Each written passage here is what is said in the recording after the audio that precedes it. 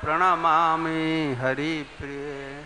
जय श्री कृष्ण चैतन्य प्रभु नित्यानंद, श्री अद्वैत गदाधर श्रीवासादि श्री गौरभक्तवृंद।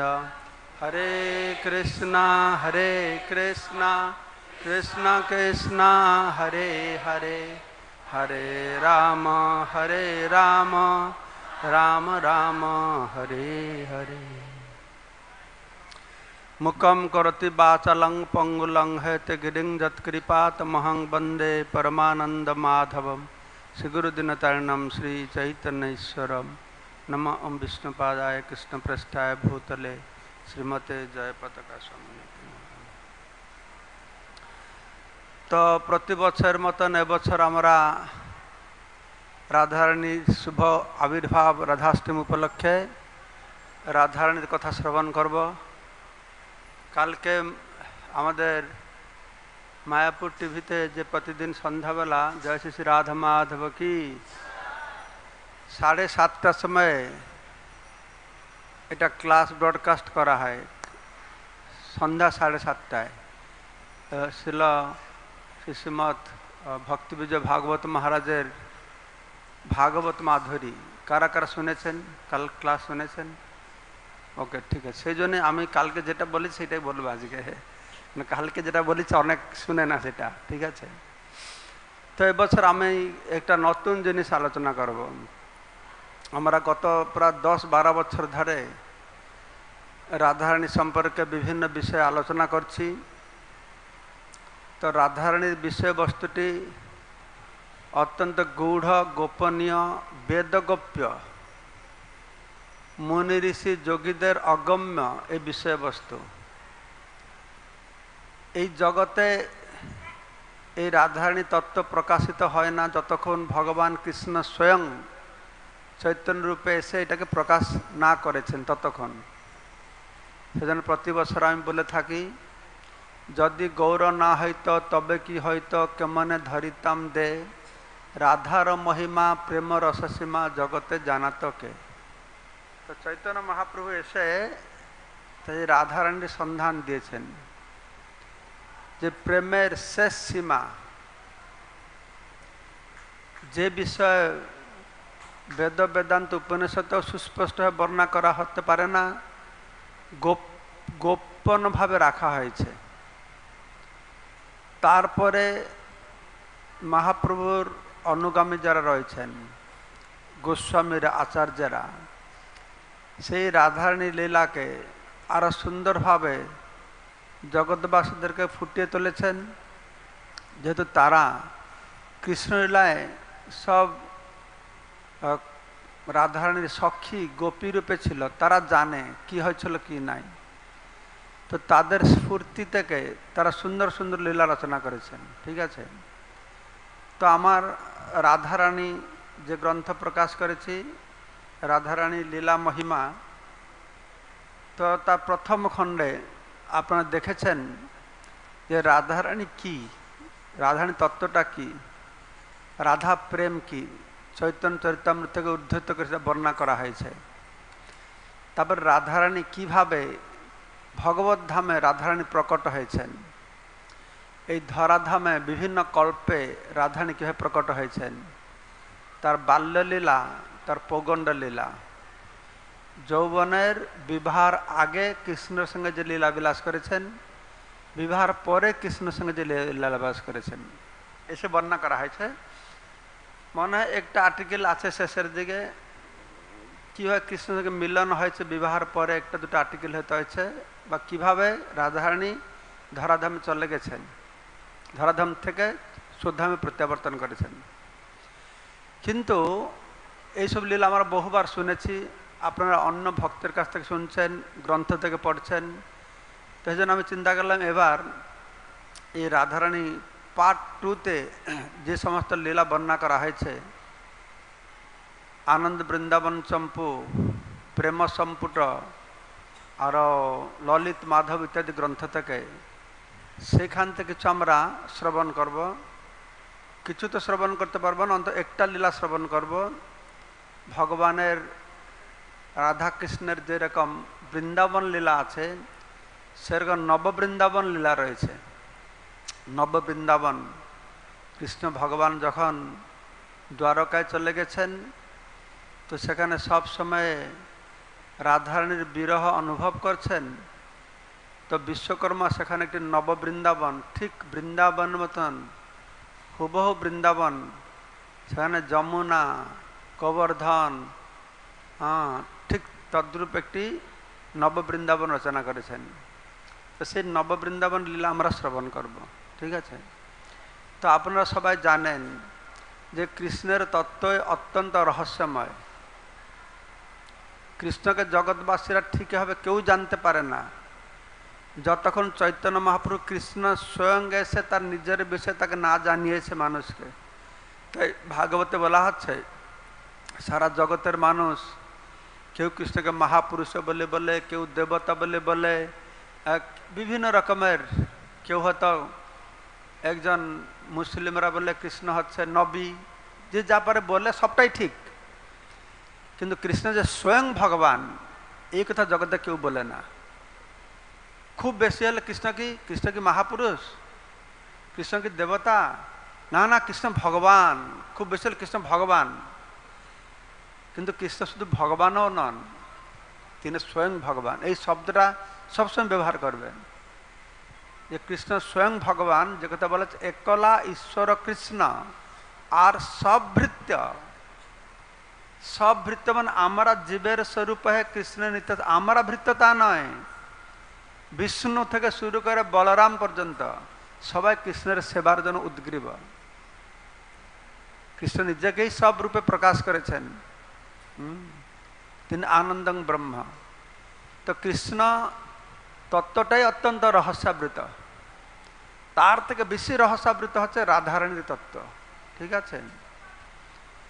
তো সেই কৃষ্ণ সম্পর্কে আপনারা সবাই জানেন, অন্ততপক্ষে যারা আমাদের ব্রহ্মমাদ্য গৌড় সম্প্রদায়ের অনুগামীরা রয়েছেন তারা জানে যে কৃষ্ণ আমরা যে উপাসনা করছি সেই কৃষ্ণ হচ্ছেন আরাধ্য ভগবান, ব্রজসতনয় তদ্ধাম বৃন্দাবনম। বৃন্দাবনে ব্রজেন্দ্রনন্দন কৃষ্ণের কথা আমরা আলোচনা করি। আমরা জানি যে বাসুদেব কৃষ্ণ, চতুর্ভুজ বাসুদেব কৃষ্ণ, তিনি দ্বারকাধীশ কৃষ্ণ, তিনি হচ্ছেন মথুরেশ কৃষ্ণ, আর হচ্ছেন একজন আমাদের নন্দনন্দন কৃষ্ণ, এটা আমরা জানি।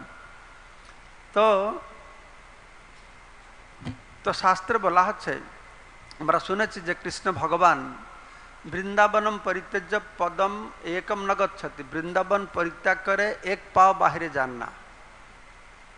তো আমরা জন্মাষ্টমীর সময় বিভিন্ন কথা শ্রবণ করেছি, কিভাবে বাসুদেব কৃষ্ণ এসেছেন, নন্দনন্দন কৃষ্ণ মিলিত হয়েছেন, তার মাধ্যমে অসুর বধ হয়েছে বৃন্দাবনে, তারপর অক্রুরে এসেছে, আবার সে বাসুদেব কৃষ্ণকে নিয়ে গেছে, এইসব কথা আমরা শ্রবণ করেছি।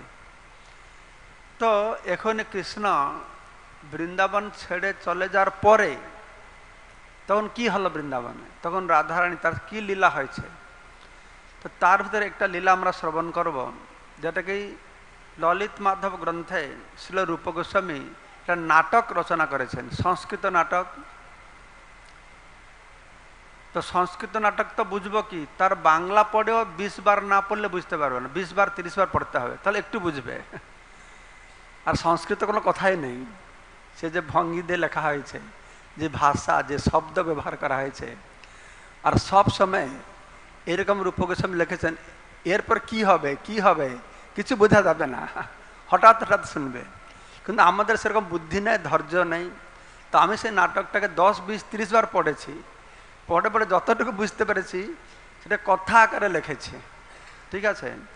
আর শ্রীল রূপ গোস্বামী যে ক্রম লিখেছেন, সে ক্রমটা আমি ভেঙেছি, সে ক্রমে লেখি না, এটাকে ভেঙেছি যেভাবে আমরা বুঝতে পারবো, আমাদের মতন সাধারণ মানুষ বুঝতে পারবে, সে ক্রমটাকে ভেঙে আমি সেটাকে গল্প আকারে লেখানে প্রকাশ করেছি।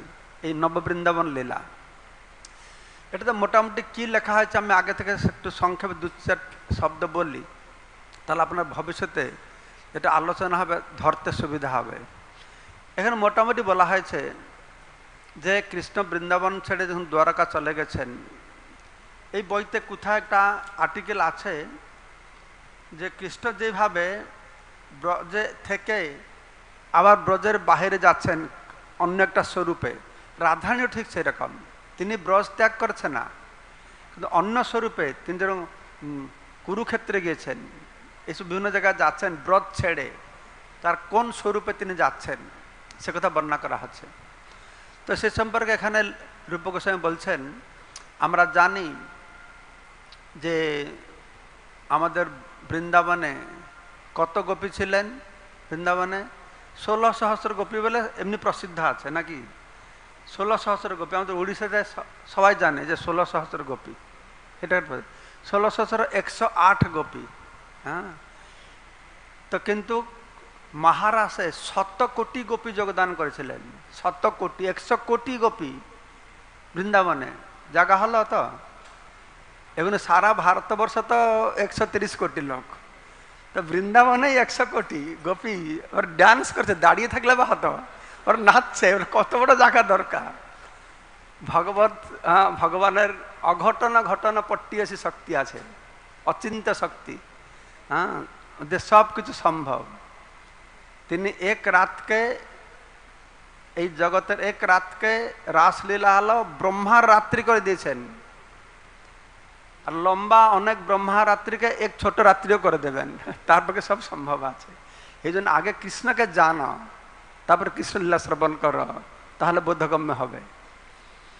তো এইখানে বর্ণনা করা হচ্ছে এই 16 সহস্র 108 যে গোপীরা ছিলেন, তারা কিভাবে দ্বারকায় গিয়ে তারা সেখানে 16 সহস্র 108 মহিষী রূপে তারা লীলাবিলাস করছেন, ঐশ্বর্য ভাব রস আস্বাদন করছেন।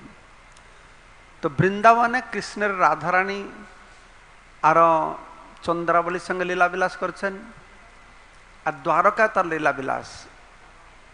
এতে কি রস ভগবানকে যোগমায়া আস্বাদন করাচ্ছেন, এই লীলা শ্রবণ করার পরে আমি বলবো, তখন আপনাদের আরো ভালো হবে, বোধগম্য হবে কেন এইরকম লীলার কথা বর্ণনা করা হয়েছে। তো আমি এই গ্রন্থ থেকে পড়ে শোনাবো, আর মাঝে মাঝে একটু এটাকে বুঝাবো, যে যে এরিয়াগুলো না বোঝা যায় আপনাদের বুঝিয়ে বলবো। তো এই বৃন্দাবন ছেড়ে কৃষ্ণ চলে গেছেন। বৃন্দাবন ছেড়ে কৃষ্ণ চলে যাওয়ার পরে যে কৃষ্ণ বিরহ বিধুরা শ্রীমতী রাধারানী, কৃষ্ণ বিরহ বিধুর রাধারানী যে কি অবস্থা হয়েছে তার বর্ণনা বিভিন্ন শাস্ত্রে দেওয়া হয়েছে। সেটাকে তোলে আমি একটা আর্টিকেল চ্যাপ্টার করেছি, সেটা অবশ্যই পড়বেন। মানে কি সুন্দর ভাব কৃষ্ণের বিরহে, নন্দ যশোদার কি অবস্থা, পশু পাখির কি অবস্থা, সব কিছু সেটা পড়লে আপনারা বুঝতে পারবেন বিরহটা কি জিনিস, কি মর্মান্তিক বিষয় একটি বিরহ। কিন্তু আধ্যাত্মিক জগতে প্রেমের বিষয়ে বিরহ হচ্ছে সব থেকে শ্রেষ্ঠ। এটা সম্ভোগ, এটা বিপ্রলম্ব। যখন আমরা আমাদের প্রেমাস্পদ ব্যক্তিকে পাশে পাই তাকে বলে সম্ভোগ, আর প্রেমাস্পদ ব্যক্তি যখন দূরে চলে যায় তাকে বলে বিরহ বা বিপ্রলম্ব। আর প্রেমের রাজ্যে সম্ভোগ বা ইউনিয়ন থেকে বিরহ বা সেপারেশন, তার বৈশিষ্ট্য আরো বেশি, তার মাধুর্য তার মধ্যে আরো বেশি থাকে। সেখানে প্রেমাস্পদ ব্যক্তিকে হারিয়ে, প্রেমাস্পদ বস্তুকে হারিয়ে মনে প্রচন্ড কষ্ট, কিন্তু কষ্টের মধ্যেও পরম আনন্দ ভক্ত লাভ করে। তাই বলা হয় কৃষ্ণ প্রেমটি কি রকম, যেখানে একসঙ্গে বিষ আর অমৃতের মিশ্রণ, বিষ আর অমৃতের অনুভব হয়। কৃষ্ণ প্রেমের বিরহটি ঠিক তদ্রূপ।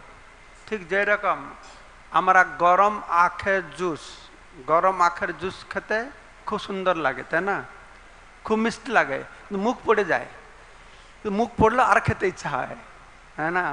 আমার আখ খাচ্ছি, মুখ ছেড়ে যাচ্ছে, মিষ্টিও তো লাগছে, আরো খেতে ইচ্ছা আছে। তো কৃষ্ণ প্রেম বিরহটি এইরকম। হ্যাঁ, খুব কষ্টের মধ্যে যে আনন্দ পাওয়া যায়, কৃষ্ণ প্রেম হচ্ছে সেরকম একটি বিষয়। তো সে কথাই আমরা শ্রবণ করব। নববৃন্দাবন লীলায় এখানে রূপ গোস্বামী বর্ণনা করছেন কোনো একটি বিশেষ সকালে, কোনো এক বিশেষ সকালে, এই গ্রন্থ আমি ইংরেজিতে লিখেছি, তার বাংলা অনুবাদ করেছেন গোবর্ধন গোপাল প্রভু। আর তার বাংলা লেখা প্রতিটি শব্দ বিন্যাস, তার যে বাক্যের পরিপাটি অত সুন্দর, আমারও পড়তে ইচ্ছা হয়। অত সুন্দর শব্দ তিনি ব্যবহার করেছেন, হ্যাঁ, তো আমার মাথায় আসবে না এরকম শব্দ। ভগবানের কথা প্রকাশ করতে হলে তিনি হচ্ছেন উত্তম শ্লোক বন্দিত, খুব চয়েস্ট ওয়ার্ডস, উত্তম শ্লোক দ্বারা তাকে বন্দনা করতে হবে। তো সেটা আমরা পরে এখানে শ্রবণ করব। তো কোন এক বিশেষ সকালে কংসের দ্বারা আমন্ত্রিত হয়ে কৃষ্ণ বৃন্দাবন ত্যাগ করে মথুরা উদ্দেশ্যে যাত্রা করবেন। কংস পাঠিয়েছে ধনুষ যজ্ঞে যোগদান করতে, কৃষ্ণ বলরামকে নিয়ে যাবে। তো অক্রুরকে পাঠিয়েছে। তো অক্রুর যেদিন নিয়ে যাবে তার পূর্বদিন এসে পৌঁছে গেছে। তো নন্দ বাবার বাড়িতে পৌঁছে গেছে। তো তখন তারপর দিন সকালে যে কৃষ্ণ বৃন্দাবন ছেড়ে চলে যাবে, এই কথা সমগ্র ব্রজে ছড়িয়ে পড়েছে। আর যখন ব্রজে এই সংবাদ পৌঁছে গেছে যে কৃষ্ণ বৃন্দাবন ছেড়ে চলে যাবে, তখন দিক দিগন্তের এক ভয়ানক বিলাপ ধ্বনি শোনা গেল। কীরকম সে ধ্বনিটি ছিল? দিক দিগন্তে সবাই ক্রন্দনের রোল শোনা গেল। আর সেটি কীরকম ছিল না, উদ্বেলিত কোনো মহাসাগরের গভীর প্রদেশ থেকে উঠে আসা গর্জনের মতন। মানে অত জোরে সারা ব্রজে এরকম ক্রন্দন করছিল, মনে হয়েছিল যেন সমুদ্র, যেন গভীর সমুদ্র থেকে একটা বড় তরঙ্গ উঠে আসছে, আওয়াজ করে, সেরকম হচ্ছে। তো সেই সময় বৃন্দা দেবী, যিনি বৃন্দাবনকে দেখাশোনা করেন, তিনি পূর্ণমাসের কাছে এসেছেন। আর এসে এই কারণে জিজ্ঞেস, কেন, কি হচ্ছে, অত ক্রন্দন, অত আওয়াজ, কি ব্যাপার? তো পূর্ণমাসী বলছেন, গতকাল যখন শিখিপুচ্ছধারী কৃষ্ণ কেশী দানবকে বধ করে বৃন্দাবনে গ্রামে ফিরে এলেন, তখন কংসের আদেশে অক্রুর এসে পৌঁছেছিল। মানে যেদিন কৃষ্ণ চলে গেছেন তার আগের দিন তিনি কেশী দৈত্যকে বধ করেছেন। তো সে কথা বলছেন যে কৃষ্ণ বলরামকে নিয়ে অক্রুর আজকে মথুরা নগরে চলে যাবে। তো সেই কথা শুনে ব্রজগোপিকারা সারা রাত আর ঘুমাতে পারে না। আর সব সময় তারা বিরহে ব্যাকুলিত হচ্ছে, ভয়ার্ত হয়ে তারা ক্রন্দন করছে। আর তারা সবাই অক্রুরের উপর খুব রেগে যাচ্ছে। আর তাদের জন্য সমগ্র রজনী এক নিমিষের মতন অতিবাহিত হয়ে গেছে। তো এই কথা যখন বৃন্দা দেবী শুনেছেন পূর্ণমাসীর কাছ থেকে, সে একদম হতাশ হয়ে গেছে। হ্যাঁ, কৃষ্ণ চলে যাবে। হতাশ আর অখুশি হয়ে বৃন্দাদেবী বলছেন, চিন্তা করছেন, তো কৃষ্ণ চলে যাবে, কৃষ্ণ যদি বৃন্দাবন ছেড়ে চলে যায়, তাহলে কেনই বা অকারণ আমি বৃন্দাবনের কুঞ্জ বিথিকাগুলি সুশোভিত করব আর সুন্দর করব? যার জন্য আমি বৃন্দাবনকে সাজাতাম, সে যদি চলে যাবে, তাহলে আমি কেন সেই বৃন্দাবনের কুঞ্জ বিথিকাগুলি শোভিত সুন্দর করব? কি কারণে আর আমি কুসুম সজ্জা রচনা করব? সুন্দর ফুলের সজ্জা তিনি রচনা করতেন। কেনই বা আমি বৃন্দা অটবীর পথ প্রান্তের শোভিত লতা পুষ্প প্রস্ফুটিত করব? বসন্ত ঋতু অতিক্রান্ত হলেও, বসন্ত ঋতু না থাকলেও বৃন্দাদেবী কী করতেন, যেই যেই সময়ে ভগবানের যেই যেই লীলা হবে, সেই লীলা উপযোগী ঋতুর প্রভাবকে তিনি প্রকাশ করতেন। তো সে কথা তিনি বলছেন, কৃষ্ণ যদি না থাকে এগুলো আমি কেন করব? তো এইরকম কথাবার্তা করতে করতে বৃন্দাদেবী আর পূর্ণমাসী কথাবার্তা করতে করতে তার নন্দ বাবার বাড়ির দিকে যাচ্ছেন। তো নন্দর বাড়ির দিকে গিয়ে সেখানে তার মেন গেটে সিংহ দরজায় পৌঁছেছেন। আর সেখানে গিয়ে মা যশোদাকে দেখছে।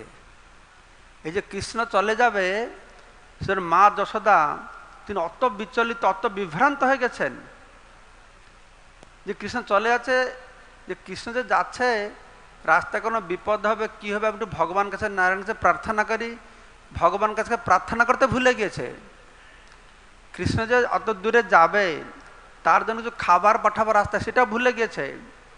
শোক বিহলা মাতা তখন কেবল রোদন করতে করতে বারম্বার কৃষ্ণকে স্নেহ আলিঙ্গন করছেন, আর সব ভুলে গেছে, কৃষ্ণকে ভুলে গেছে, কৃষ্ণের ভালো মন্দ ভুলে গেছে।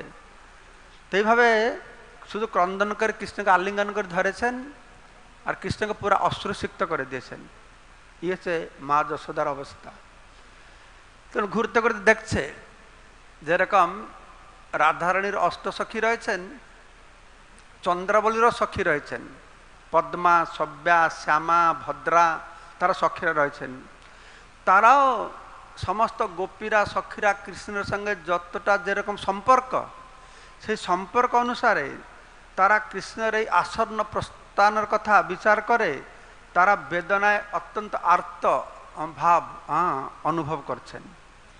তো চন্দ্রাবলী কি করছে, সেদিন সকালে সকালে বসে দুপুরে কৃষ্ণকে ফুলের মালা দেবে। তো বসে বসে ফুলের মালা গানছিল। তো গানতে গানতে যখন সেই এই হৃদয় বিদারক কৃষ্ণের প্রস্থানের বার্তা শ্রবণ করেছেন যে কৃষ্ণ মথুরা চলে যাবে, এ শুনতেই সে যে আধা গাঁথা ছিল মালাকে হাত ধরে সেখানে মূর্ছা হয়ে পড়ে গেছেন, আর তুলতে পারে না, সঙ্গে হারিয়ে ফেলেছেন। তখন পদ্মা আদি তার যারা সখীরা ছিল তার সেই সুন্দর চন্দ্রাবলীর নিষ্প্রাণ শরীরকে নিয়ে কি করেছে, তারা অক্রুরের রথের সামনে রেখে দিয়েছে, না যেন অক্রুর যেন কৃষ্ণ বলরামকে নিয়ে চলে না যেতে পারেন। তারপরে বিশাখা আর সমস্ত সখীর আলোচনা করছে, এই যে কৃষ্ণ চলে যাবে এই সংবাদটা রাধারানীকে দেবে কে? যদি রাধারানী শুনে যে কৃষ্ণ বৃন্দাবন ছেড়ে চলে যাচ্ছেন, তাই বিশাখা অন্য সখীবর্গ কৃষ্ণের প্রস্থানের কথা রাধাকে বলতে তার ইতস্তত হচ্ছে যে আমরা যে রাধারানীকে বলবো, আদৌ কি বলতে পারবো? তো না না বলা ভালো, বলবো না, কারণ বললে সে কি করে জীবন ধারণ করে থাকবে যে কৃষ্ণ চলে যাচ্ছেন। তো কিভাবে সে কোমল হৃদয় রাধা কৃষ্ণের বিরহকে তিনি সহ্য করতে পারবেন? তার নয়ন পল্লবের পল্লবপাতের মুহূর্তটুকুও কৃষ্ণ অদর্শন সহ্য করতে পারে না। রাধারানী কৃষ্ণ দর্শন করবার জন্য অতটা উৎসুক যে চোখ বন্ধ হবে, পাতা পড়বে, ততটুকু সহ্য করতে পারে না। সে কথা আমরা গোপী গীতে শ্রবণ করছি, যেখানে ব্রজগোপিকারা বলছেন কৃষ্ণ যখন সারাদিন গোচারণে চলে যাচ্ছেন, গোধূলি লগ্ন আবার ফিরে আসছেন, সারাদিন কৃষ্ণের মুখমণ্ডল দর্শন করতে পারেননি। ব্রজগোপিকারা বলছেন অটতি ঝদ ভবান অহ্নি কাননং তুটি যুগায়িতম তোম অপসতাম কুটিল কুন্তল শ্রীমুখ চতে জড় উদক্ষিতং পক্ষাকৃদৃশং।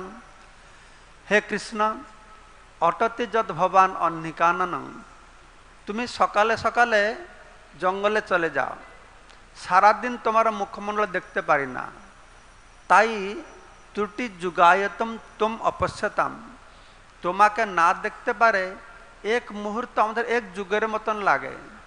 তুমি যখন গোচারণ থেকে ফিরে আসো, তোমার মুখমণ্ডলকে আমরা মন ভরে দর্শন করতে চাই। কুটিল কুন্তল শ্রীমুখম চতে, তোমার সেই কুটিল কুন্তলায়িত কেশগুচ্ছ দ্বারা আবৃত মুখমণ্ডলকে দর্শন করতে চাই মন ভরে। আর এই ব্রহ্মা অত মূর্খ, আমাদের তো 100 কোটি চোখ দিল না, 2টো চোখ দিল, তারপরে কি করছে না পক্ষাকৃত দৃশাং, তোমার সেই মুখমণ্ডল দর্শনার্থীদের চোখে পলক দিয়েছে, এইটুকু মুহূর্ত তারা সহ্য করতে পারছে না। তো রাধারানী প্রার্থনা করছে যে আমাদের ইন্দ্র অভিশাপ প্রাপ্ত হয়, তার গায়ে নাকি হাজার হাজার চোখ হয়ে গেছিল। হ্যাঁ, তো আমরা সেরকম কোনো অভিশাপ পেলাম না, গায়ে হাজার হাজার চোখ হয়ে যেত, মন ভরে দেখতাম। তবে রাধারানী আবার বলছে তো সন্ত্রস্তা হরিণীর মতো হন। তো রাধারানী মনে বলছে যে মাছের নাকি চোখে পলক পড়ে না। বলছে মাছ কত ভাগ্যবান, তার চোখে পলক পড়ে না, সবসময় কৃষ্ণকে দেখতে পারবে। আমাদের কেন সেই রকম চোখ হলো না যে চোখে পলক বন্ধ হতো না, সবসময় কৃষ্ণকে দেখতে পারতাম। তো তো এই কথা ললিতা বিশাখা চিন্তা করছেন, এই যে রাধারানীর অবস্থা, সে যদি শুনে যে কৃষ্ণ চলে যাচ্ছে তাহলে কি হবে। কিন্তু গোপিকার তারা না বললে কি হবে, রাধারানী তো শুনতে পারছে, সারা ব্রজের লোক ক্রন্দন করছে। তো ক্রন্দন পেলেন, তখন সন্ত্রস্তা হরিণীর মতো রাধারানী ছুটে যাচ্ছেন যে কি হলো। তো বিচলিত বিহল রাধা অপ্রাকৃত প্রমত্তায় আবিষ্ট অসলগ্ন প্রলাপ করতে লাগলেন। তখন তারা একটু অসলগ্ন মানে কথার কোনো সামঞ্জস্য নেই, উল্টো পাল্টো করে কথা বলতে শুরু করছেন। আর ললিতা বিশাখা রাধারানীকে অবস্থা দেখে তাকে সান্ত্বনা দিতে চেষ্টা করছেন। রাধারানী কি সান্ত্বনা দিয়ে শান্ত করা যায় এই অবস্থায়? তখন তিনি খুব উচ্চস্বরে বিলাপ করছেন, তারপরে গিয়ে অক্ষুরের রথের সামনে গড়াগড়ি দিচ্ছেন। তারপরে তিনি কি করছেন না স্তব্ধ হয়ে এদিকে দিকে তাকাচ্ছেন, কৃষ্ণের দিকে তাকাচ্ছেন। এখানে বলা আছে যে কৃষ্ণের দিকে তাকাচ্ছে মানে কি তার নয়ন ফেরাতে পারছেন, একদম তাকিয়ে আছে। এমন করে কৃষ্ণদেব কোনোদিন তাকায় না। একলা যখন থাকবে না, একটা মেয়ে ছেলে দিকে তাকাবে, সবার সামনে তাকাবে, লজ্জা লাগবে না একটা? তার যে অন্তরঙ্গ সখী আছে তাদের সামনে রেখেও কৃষ্ণ দিকে এরকম তাকায় না। আর আজকে অত মানে লজ্জাহীন হয়ে গেছে, বিলজ্জ হয়ে গেছে। জয় শ্রী শ্রী রাধা মাধব কি। তো রাধারানীর সামনে তার গুরুজনরা সব দাঁড়িয়ে আছে, তারপরে তো ভ্রুক্ষেপ না করে সে একদম অপলক নয়নে কৃষ্ণ দিকে তাকিয়ে আছে। অক্রুরকে বলছে না না তুমি তাকে নিয়ে যাও না। তখন রাধারানী কি করছেন, তার মুখে তৃণ নিয়ে বলরামের কাছে গিয়েছেন। বলরামের কাছে গিয়ে খুব অনুনয় বিনয়ে বলছেন যে দাউজি তুমি বৃন্দাবন ছেড়ে মথুরা যাও না, তুমি কানাইকে নিয়ে যাবে না। তাকে বিভিন্নভাবে বলরামকে বলছেন। কিন্তু অত করার পরেও যা হওয়ার ছিল তা রোধ করা গেল না, এটা বন্ধ করা গেল না। শীঘ্রই আবার ফিরে আসব এই কথা দিয়ে, এই আশ্বাস বাণী দিয়ে কৃষ্ণ গোপীদাদেরকে ছেড়ে বৃন্দাবন ছেড়ে চলে গেছেন, আবার ফিরে আসবেন। কৃষ্ণ যে এই একটা কথা দিয়েছেন, এইটাই তাদের জীবন স্বরূপ ছিল। তাদের কৃষ্ণের উপর অত ভরসা ছিল যে কৃষ্ণ আমাদের অত ভালোবাসে, সে অবশ্যই ফিরে আসবে। তাই তারা কোনোদিন বৃন্দাবন ছেড়ে যায় না, না কৃষ্ণ বলেছে এখানে চলে আসবে। এইভাবে কৃষ্ণ কথা দিয়ে তিনি চলে গেছেন। তারপরে তিনি ব্রজে ফিরে আসবে। তখন ললিতা বিশাখা রাধারানীকে বোঝাচ্ছে না না তুমি কান্দনা করো না, কোনো চিন্তা নাই, কৃষ্ণ তোমাকে অত ভালোবাসে, সে কি আমাদেরকে ছেড়ে কোনোদিন যাবে নাকি, সে অবশ্যই ফিরে আসবে। তো রাধারানী বলছেন হ্যাঁ হ্যাঁ তোমরা তা বলতে পারো, কৃষ্ণ খুব করুণাময়, তিনি ফিরে আসবে। কিন্তু এই যে চলে গেছে, এই কৃষ্ণ থেকে যে বিচ্ছিন্ন, এই বিচ্ছিন্ন হওয়ার যে মর্ম যন্ত্রণা, বিরহ পীড়া, এটা আমার পরম শত্রু, আমার চিত্তকে খণ্ড বিখণ্ড করে দিয়েছে। আমার এই শত্রু কখন আমাকে সুখে বাঁচতে দেবে না। এই কৃষ্ণ বিরহ রূপক শত্রু আমি কখন সুখে বাঁচতে দেবে না। তো এইভাবে অত্যন্ত বিরহে ব্যাকুলিত হয়, ভীত হয় রাধারানী ক্রন্দন করছেন, অশ্রুপাত করছেন। তো তিনি বলছেন, রাধারানী বলছেন এই যে কৃষ্ণ এখন ব্রজ ত্যাগ করেছেন, আমি কোথায় গেলে তাকে পাব, কোথায় গেলে তার অমৃত বাদন বেণু শ্রবণ করব, এক মুহূর্তে আমি শান্তি পাচ্ছি না। তো এইভাবে পুরো পাগল মতন হয়। তিনি কি হয়েছেন কি আমার এখানে বেঁচে থাকা কি দরকার বলতে এখানে মূর্ছায় পড়ে গেছেন। তখন বিশাখারা সব তাকে আশ্বাসন দিচ্ছেন না না তুমি চিন্তা করো না, আবার ফিরে আসবে। তো বলতে বলতে না তুমি বিশাখা আরে না না কৃষ্ণ কি বৃন্দাবন ছেড়ে গিয়েছে নাকি? কারণ রাধারানী তো শুনছে কৃষ্ণ বৃন্দাবন ছেড়ে গেছে, তাকে আর স্থির করে রাখা যাচ্ছে না। তো ললিতা বিশাখা না না কৃষ্ণ যায় না, আরে ও মজা করছে, এই কুঞ্জের ভিতরে লুকিয়ে আছে না রাধারানী, তুমি কেন চিন্তা করছ? তো চলো চলো এই কুঞ্জের মধ্যে দেখি, দেখ খোঁজি। তো এটা সম্ভাবনা, এসো ব্রজ কুঞ্জে নিকুঞ্জে আমরা তার অন্বেষণ করি। তো রাধারানীকে নিয়ে ললিতা বিশাখা কুঞ্জে কুঞ্জে অন্বেষণ করছে, কিন্তু সেই ললিত মাধবের কোথাও দেখা পেল না। কৃষ্ণের খোঁজ করতে করতে তারা যমুনার তীরে পৌঁছে গেছে। সেখানে রাধারানীর ইচ্ছা হয়েছে আমি একটু সূর্য পূজা করি। তো সূর্যকে পূজা করলে হয়তো আমি কৃষ্ণকে ফেরত পাবো। তবে যমুনা তীরে তারা গিয়ে পৌঁছেছেন। তো এই যে তার স্মরণ করছে, তো স্মরণ করে সে একদম মানে বাহ্য চেতনা হারিয়ে ফেলেছে রাধারানী। আর একদম সেন্সলেস হয়ে গেছে, আর তার জ্ঞান নেই। তো ললিতা বিশাখা কি করে জ্ঞান ফেরবে? তো কৃষ্ণের পড়া একটা মালা ছিল, তো সে কৃষ্ণের পড়া মালা যেখানে কৃষ্ণের অঙ্গগন্ধ আছে সেটাকে নিয়ে রাধারানীর নাকের কাছে দেখিয়েছেন। তখন কৃষ্ণাঙ্গ গন্ধ মিশ্রিত পুষ্পর সুবাস তার লীলা তন্ময়তা ভঙ্গ করল। রাধা আবার সংজ্ঞা ফিরে পেয়েছেন। কুঞ্জে গিয়ে পায় না, সংজ্ঞা হারিয়ে ফেলেছেন। আবার সংজ্ঞা যখন আসলো তখন রাধারানী দেখছেন দূরে কিছু গাই চড়ছে। তো তখন আরে এখানে তো গাই চড়ছে, কৃষ্ণ সেখানে বসে থাকবে? সে তো বলছে না না, কৃষ্ণ আমাকে স্যার মথুরা গিয়েছে নাকি, এখানে আছেই কোথায়, কুঞ্জে লুকিয়ে আছে, কুঞ্জে পায় না, হয়তো গরু চড়াতে গিয়েছে। তখন ললিতা বিশাখা নিয়ে রাধারানী সে গরুদের কাছে গিয়েছে, আবার কৃষ্ণকে সেখানে পাবে। আর কৃষ্ণকে পাবে কি সেখানে, কৃষ্ণকে পাবে কি কৃষ্ণের বিরহে গরুদের অবস্থা দেখে রাধারানী আরো ভেঙে পড়েছে। কৃষ্ণের বিরহে গরুরা সব কান্না করছে, হাম্বা হাম্বা আওয়াজ করে তারা কান্না করছে। তো সেখানে কৃষ্ণকে পেল না। সেখানে না পেয়ে গোগণ অত্যন্ত শোকাচ্ছন্ন, কৃষ্ণ অদর্শনে করুণস্বরে তারা হম্বা রব দিচ্ছে। এইটা দেখে যে গাভীরা পর্যন্ত কৃষ্ণ বিরহে এই অবস্থা, তো রাধারানী খুব রেগে গিয়েছে। কার উপরে রেগে গেছে? কংসের উপরে রেগে গেছে। এই বেটা কংস, এই কংস বেটা সব কিছুর জন্য যাই, এই ব্রজের জীবন কৃষ্ণকে এখান থেকে রথে করে নিয়ে গেল, তোকে একটা ভয়ঙ্কর ভয়ঙ্কর কালো সর্পতা ছাতিতে আসে দংশন করুক, এরকম রাধারানী বলছে। এটা আমি বলছি সাপ এসে ওর ওর ছাতিতে দংশন করুক। তো এই কথা বলে বলে আবার সে রাধারানী মূর্ছিত হয়ে গেছেন। তারপরে অনেক সময় পরে তখন আবার তার জ্ঞান ফিরেছে। তো জ্ঞান ফিরে তখন যমুনার তীরে ঘোরাফেরা করছে। তো ঘোরাফেরা করতে করতে সে কৃষ্ণের পদচিহ্ন দেখতে পেয়েছেন। কৃষ্ণের চিহ্নতে সে অঙ্কুশ আছে, ধ্বজ আছে, সেই চিহ্ন দেখেছেন। আর সেই চিহ্ন দেখে সে তার পূর্ব লীলা স্মৃতিপটে জেগে উঠেছে। তো সেই স্মরণে নিমগ্ন হয়ে গেছেন। তো রাধারানীকে অবস্থা দেখে তখন ললিতা বলছে, এই চলো চলো আমরা সূর্য পূজা করি, সূর্যকে পূজা করলে সে তোমার অভিলাষ পূর্ণ করবে।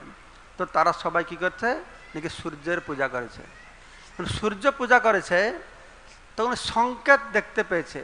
ললিতাকে সংকেত দেখেছে যে শুভ লক্ষণ। তো কোনো চিন্তা নেই, কি শুভ হবে, তুমি কৃষ্ণকে পাবে, কৃষ্ণকে পাবে। তো এইভাবে তখন রাধারানী কি করছেন, যমুনার তীরে সমস্ত সেখানে গিয়ে যমুনা দেবীকে বলছেন, হে যমুনা দেবী, তোমার তীরবর্তী প্রতিটি নিকুঞ্জ ছিল কৃষ্ণের লীলা বিলাসের স্থান। এই কথা বলেই রাধারানীর সঙ্গে সঙ্গে আবার সে মূর্ছিত হয়ে গেছেন। আবার ললিতা বিশাখা কি করেছেন, সেই ফুলের মালা শুঙ্গিয়েছেন, আবার ফিরে এসেছে। তখন অনেক এই সময়টা অনেকক্ষণ মূর্ছা হয়ে গেছে। রাধারানী যখন জ্ঞান ফেরেছে, রাধারানী বলছো এটা বড় স্বপ্ন দেখলাম, খুব খারাপ স্বপ্ন দেখলাম। এটা স্বপ্ন তো নয়, তোমাদেরকে সামনে যেরকম দেখছি সেই রকম একটা স্বপ্ন দেখলাম। তো ললিতা বিশাখা বলল, কি স্বপ্ন, কি স্বপ্ন? স্বপ্ন দেখলাম এই একটা দুষ্ট কংস একটা লোককে পাঠিয়েছে, খুব জঘন্য, সে কৃষ্ণকে নিয়ে গেছে। অর্থাৎ রাধারানী বলছেন যমরাজ এসে কৃষ্ণকে নিয়ে গেছে। যমরাজ এসে কৃষ্ণকে নিয়ে গেছে, এইরকম স্বপ্ন দেখলাম। হ্যাঁ, আমি অপবিত্র হয়ে গেলাম স্বপ্ন দেখে। চলো আমরা যমুনায় স্নান করে আসি, স্নান করে পবিত্র হয়। তখন বিশাখা বলছে ঠিক আছে চলো আমরা খেলতীর্থতে যাব। হে বিশাখা, তোমরা আমাকে খেলতীর্থে নিয়ে এসেছ। তখন খেলতীর্থে গিয়ে রাধারানী বলছেন, তো যমুনার জলের দিকে তাকিয়ে বলছেন, হে বিশাখা, তোমরা আমাকে খেলে তীর্থে নিয়ে এসে দেখো দেখো তোমাদের বন্ধু কৃষ্ণ, এই তোমাদের বন্ধু কৃষ্ণকে দেখো, যমুনার তরঙ্গে দোলায়িত নীলপদ্মের বনে খেলা করছে। তো রাধারানী দেখতে পেরেছে যমুনার জলে যে নীলোৎপল বা নীলপদ্ম, নীলকমল, তার মাঝে কৃষ্ণের মুখকে দেখতে পেরেছেন। তো রাধারানী বলছে, সেই নীল পুষ্পরাজিতে আত্মগোপন করেছে, এই দেখো কৃষ্ণ আমাকে হাত ছাড়ে দিয়ে ডাকছে। রাধারানী বলছে ললিতা বিশাখাকে যে কৃষ্ণ নীল পদ্মের মধ্যে লুকিয়ে থাকে, আমাকে ডাকছে। তো এই কথা শুনে বিশাখা বলছে, ও তাহলে তো খুব ভালো, চলো চলো আমার কৃষ্ণকে খুঁজি, তাহলে এই যমুনাতে কৃষ্ণকে খুঁজবো, আর এবার যদি কৃষ্ণকে পাই একদম বেঁধে রাখবো, ওরকে আর ছাড়বো না, হ্যাঁ, কিছুতে পালাতে দেব না। তো এই কথা বলে রাধারানী বিশাখা এরা দুজন যমুনাতে নেমেছে। ললিতা যায় না, ললিতা পাড়ে দাঁড়িয়ে আছে। তারা ওই দুজন সাঁতার কাটতে যাচ্ছে। তো গভীর অংশে চলে গেছে। তো গভীর জলে ডুববে ডুববে ভাব, যে ললিতা পাড়ে বসে দেখছে, হ্যাঁ ডুবে যাবে ডুবে যাবে এরকম ভাব। তখন সে দেখছে কৃষ্ণকে অন্বেষণ করতে করতে রাধারানী হাঁটু পর্যন্ত জল হয়েছে, কমর পর্যন্ত জল হয়েছে, গলা পর্যন্ত জল হয়েছে, তারপরে পুরা জলে ডুবে গিয়েছে। ললিতা দেখছে। আর যখন জলে ডুবে যাচ্ছে, রাধারানী অনুভব করছে যেন কৃষ্ণ সে তাকে আলিঙ্গন করছে। কৃষ্ণের আলিঙ্গন সুখ অনুভব করে একদম রাধারানী আত্মহারা হয়ে গেছে। হ্যাঁ, রাধারানী আনন্দের উচ্ছ্বাসে উদ্বেলিত হয়ে গেছেন। কেন? মানে কৃষ্ণ এসে তাকে আলিঙ্গন করছেন। তো আস্তে আস্তে দেখা যাচ্ছে সে রাধাকে নীলাভ যমুনার গভীর জলে তিনি অদৃশ্য হয়ে গেছেন। এটাতে বিশাখা ভয় বিহলিত হয়ে গেছে। তো পরে সে দেখতে পেরেছে, পরে সে দেখতে পেল কৃষ্ণ, বিশাখা দেখেছে কৃষ্ণ রাধারানীকে ধরে ধরে নিয়ে চলে যাচ্ছে। তো এইভাবে ক্রমশ তার সংজ্ঞাহীন শরীর যমুনার জল তলে অদৃশ্য হয়ে গেল। তো বিশাখা আর রাধারানী দুজন যমুনার তলে অদৃশ্য হয়ে গেছেন।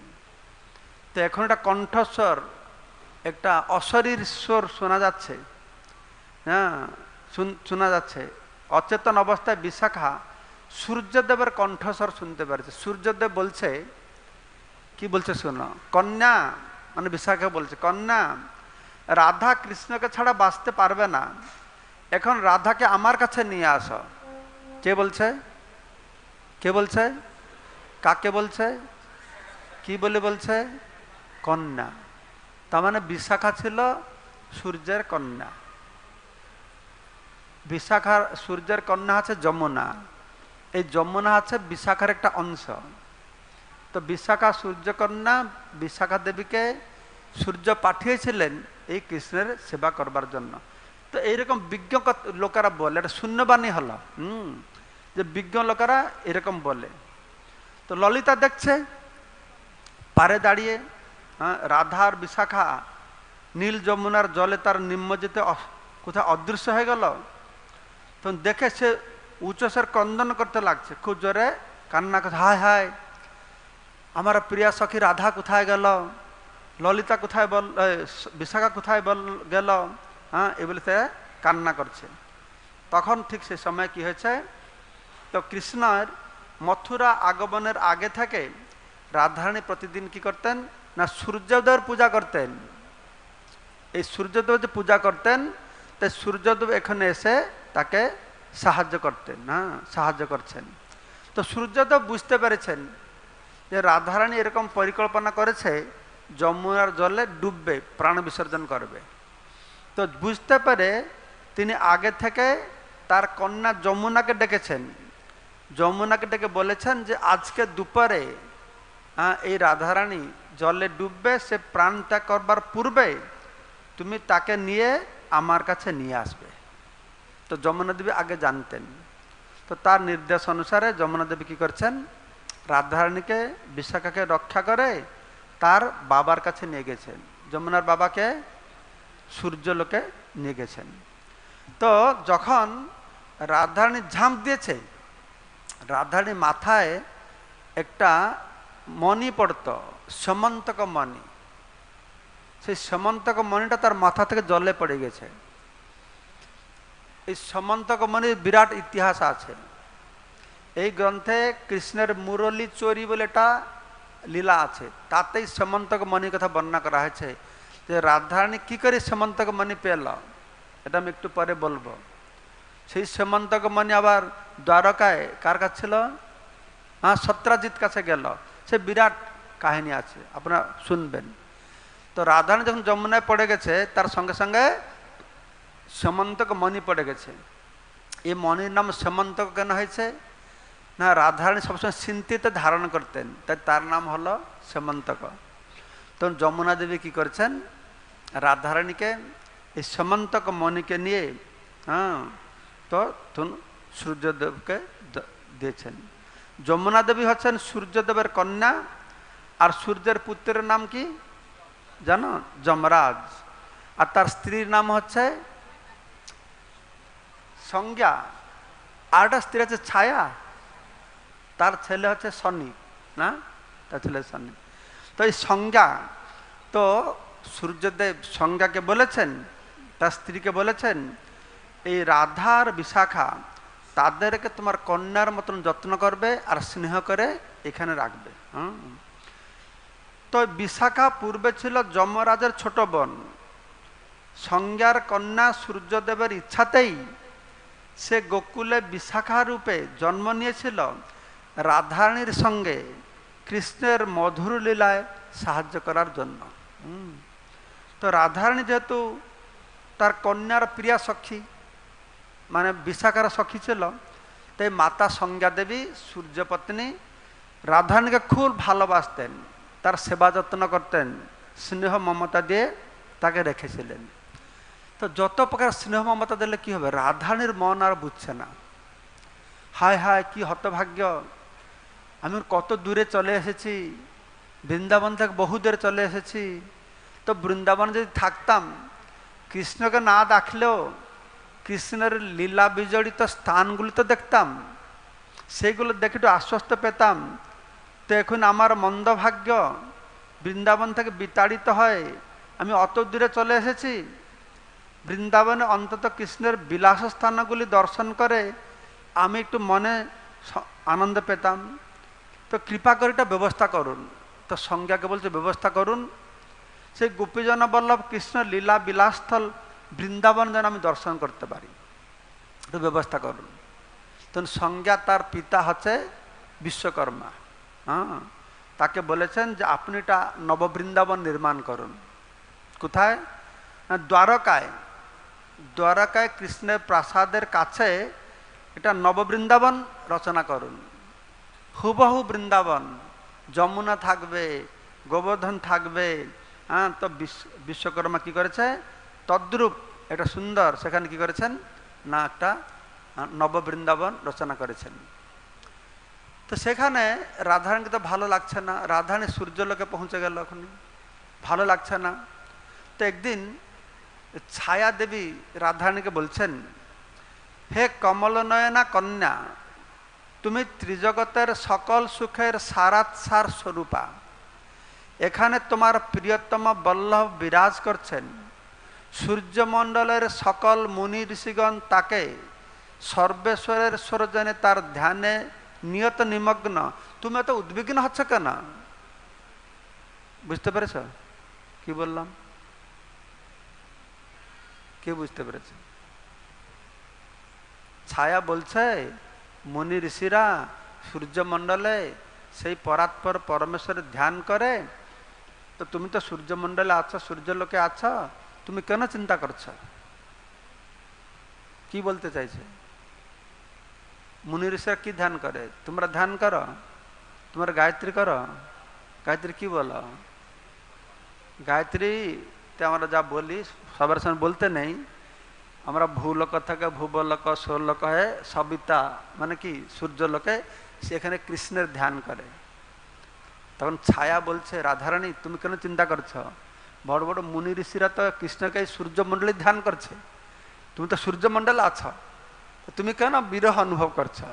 তখন বিশাখা হাসছে, বিশাখা বলছে সূর্যমণ্ডলে মুনি ঋষিরা কৃষ্ণকে ধ্যান করে, সে কথা শুনে তুমি রাধাকে সন্তোষ করাবে? আরে একবার রাসলীলা ছেড়ে কৃষ্ণ চলে গেছিলেন, আর সমস্ত ব্রজগোপিকা কৃষ্ণ এরা সব রাধারানী সব কৃষ্ণের অন্বেষণ করছে, আর এদের বিরহ দেখে কৃষ্ণ কি চতুর্ভুজ রূপে আবির্ভূত হয়েছেন। চতুর্ভুজ রূপে আবির্ভূত হয় তখন সমস্ত গোপীরা কে, ও নারায়ণ নারায়ণ, দণ্ডবত দণ্ডবত, আমাদের কৃষ্ণ কোথায় আছে জানেন? মানে ওই কৃষ্ণ নারায়ণ রূপে এসেছে, তাকেও তাকালো না। আর সে মুনি ঋষিরা সে সূর্য মণ্ডলে কৃষ্ণকে ধ্যান করে, সে কথা শুনে রাধারানী সন্তুষ্ট হবে? হ্যাঁ, তাতে কি তার সেই বিরহ প্রশমিত হবে? না, হবে না। তো এইভাবে রাধারানীকে নিয়ে বিশাখা সূর্যমণ্ডলে পৌঁছে গেছেন। তখন সূর্যমণ্ডল থেকে কিভাবে রাধারানী দ্বারকায় গিয়ে প্রকটিত হবেন। রাধারানী দ্বারকায় যাবেন, তার নাম হবে সত্যভানু। এটা আমরা শ্রবণ করব কালকে। আবার এক এক করে চন্দ্রাবলীও দ্বারকায় যাবে, তার নাম হবে রুক্মিণী।